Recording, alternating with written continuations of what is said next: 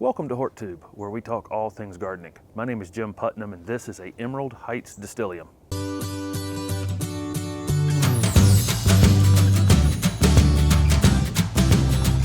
This is Emerald Heights Distylium, an evergreen shrub that gets red flowers in the late winter. Emerald Heights can reach 5 to 6 feet in height and 5 to 6 feet in width, but can probably be kept in the 3 to 4 by 3 to 4 range. Emerald Heights is listed on a lot of websites in zones 6 to 9. I believe in 6A, these are very vulnerable to being damaged badly in the winter time, and even in 6B, if you were going to get a night below 0, almost certainly you'd want to think about protecting these. Emerald Heights has a moderate growth rate. We might get 6 to 8 inches of growth out of these once they're established every season. In terms of sun or shade on Emerald Heights, it definitely says part shade to full sun on every tag and every website for every Distylium.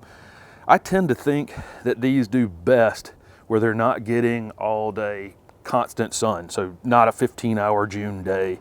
Someplace where they're getting 5 or 6, maybe even 8 hours of direct sun, but they're going into the shade either late in the afternoon or coming into the sun, around midday. There are several of these new hybrid Distyliums on the market, and they've become very popular very quickly. The primary use for this one's really going to be as a border plant. It gets in this height range that's probably a little tall for most foundations. Of course, if you had a wall where you wanted to get some height and you didn't have windows on it, it'd be a great choice. But really, this one's going to be best used as a border plant between you and a neighbor, and it'll end up 6 feet tall. It's probably the right height in a lot of cases, and it definitely stays very full to the ground and regenerates foliage at the ground very easily. The main features of Distylium are, one, it has this beautiful dark green foliage year round. I'm shooting this in January, and you can see how nice it is even in January. It has new growth that's a lighter color, and that two-tone growth is really, really nice during the growing season in the spring and early summer. And then it gets a reddish maroon colored flower in the late winter. It's a really frilly looking flower. These won't be long for blooming now. I can see they're starting to bud up. They're in the witch hazel family, so it's this really kind of fluffy little flower. It's similar to a loropetalum or a witch hazel. I've included videos in the description of this video for planting these. These are pretty industrial. They're probably a little hardier than some boxwoods and laurels that a lot of people are using these to replace. I just wouldn't worry about it too much. Just don't plant them too deep and don't over mulch them. Distylium are very drought tolerant once they're established. You're just not going to have to worry about these a whole lot. They'll actually take moderately wet feet, and there are not a lot of things we can plant in spaces like that.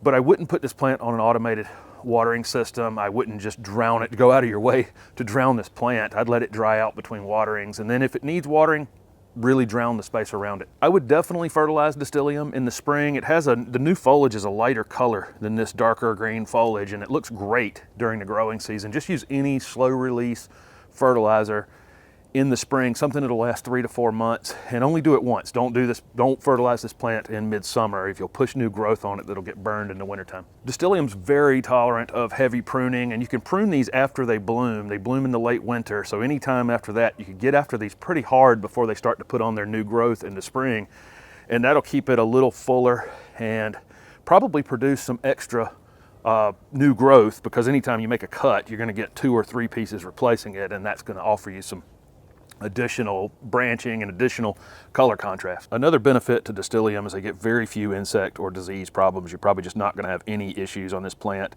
They will take wetter feet than some other shrubs, so that's also nice, and they're basically deer proof. So what are you waiting for? Even you can grow the low maintenance, red flowering Emerald Heights Distylium.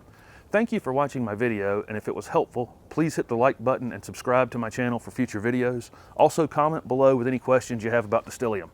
Thanks again.